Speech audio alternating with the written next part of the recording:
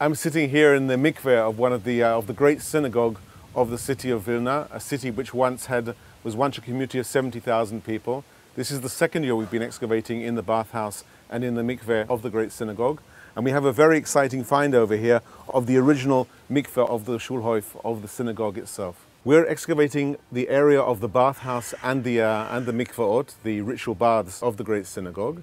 The mikveh was used for the ritual use of all the Jews who went to the synagogue here in the city.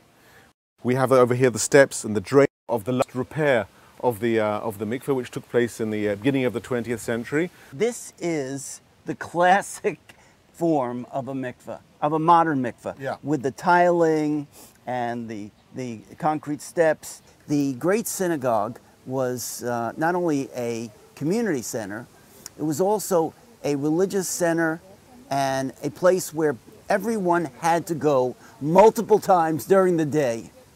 But the mikveh was a place where people performed a ritual that was unique to the Jews. It was, for some people, a monthly, for some people a weekly, and for some people a daily ritual that they would come to the mikveh to purify themselves in order to pray.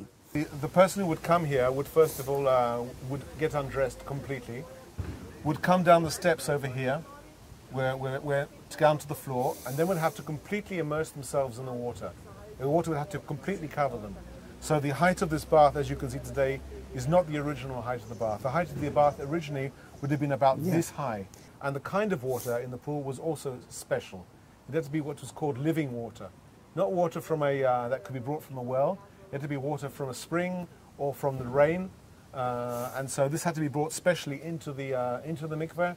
There was usually also a small pool, what we call a treasury or otsar in Hebrew, where water was kept and water was continually topped up from the treasury into the pool itself. We're excavating over here the second area of the excavation. You can see over here part of one of the mikveh pools.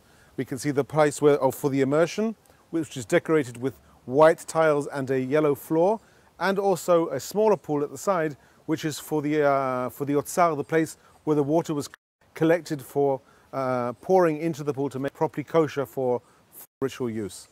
So this is a very important find to the understanding about the history and of the life of the Jewish community of what was once a community of 70,000 people in the city of Vilnius.